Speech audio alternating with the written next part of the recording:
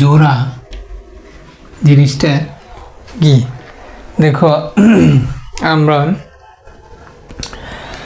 প্রকৃতিতে অসংখ্য আমরা জিনিস দেখতে পাই যেগুলো জোড়ায় থাকে।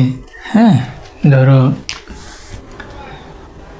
দুইটা পাখি, হ্যাঁ, বা দুইটা ডিম, দুইটা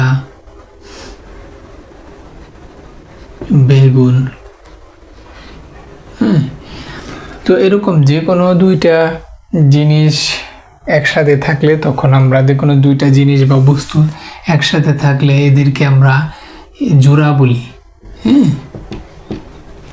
যেমন এইখানে একটা করে জোড়া আছে, এখানে এক জোড়া, এখানে এক জোড়া পাখি, এক জোড়া ডিম, এক জোড়া বেগুন। হ্যাঁ, তো সবগুলোই এখানে দুটি করে জিনিস বা বস্তু, এগুলোকে এক একটি জোড়া বলা হয়। দুইটি করে বল যদি থাকে, ধরো দুইটি কালো বল, দুইটি সাদা বল, এগুলোকে এখানে কয় জোড়া বল আছে? 2 জোড়া। আবার যদি তিন এরকম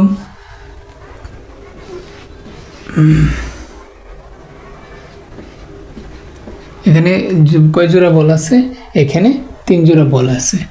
এভাবে আমরা দুটি করে, যত সংখ্যক দুইটি করে এক জোড়া হয়, আবার দুইটি করে এক জোড়া, দুইটি নিয়ে এক জোড়া, তাহলে মোট কয় জোড়া হলো? 3 জোড়া।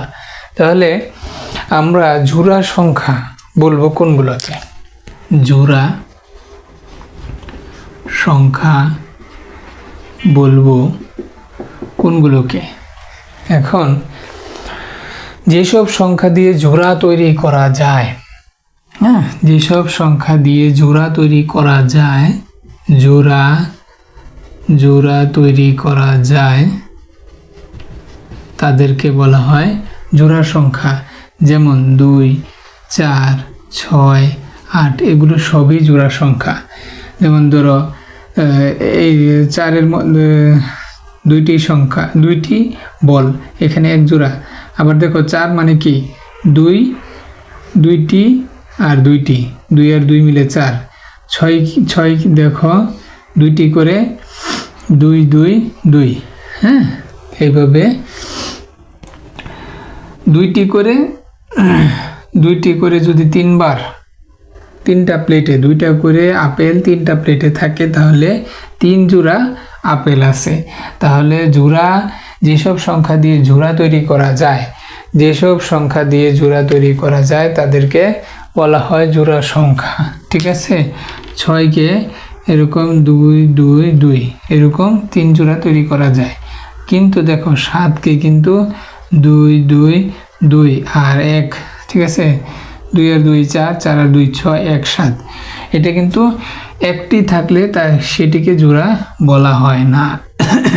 কমপক্ষে দুইটি বস্তু বা জিনিস একসাথে থাকলে সেটাকে জোড়া বলা হয়। যেহেতু একটি নিয়ে কোনো জোড়া হয় না, তাহলে বিজোড় সংখ্যা বলা হয়।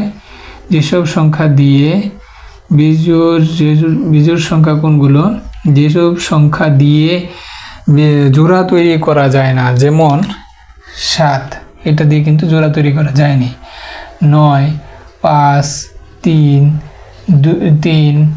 1, এগুলো 11, এরকম অসীম সংখ্যক বিজোড় সংখ্যা আছে যাদেরকে দিয়ে জোড়া তৈরি করা যায় না। ঠিক আছে, তাদেরকে বিজোড় সংখ্যা বলে।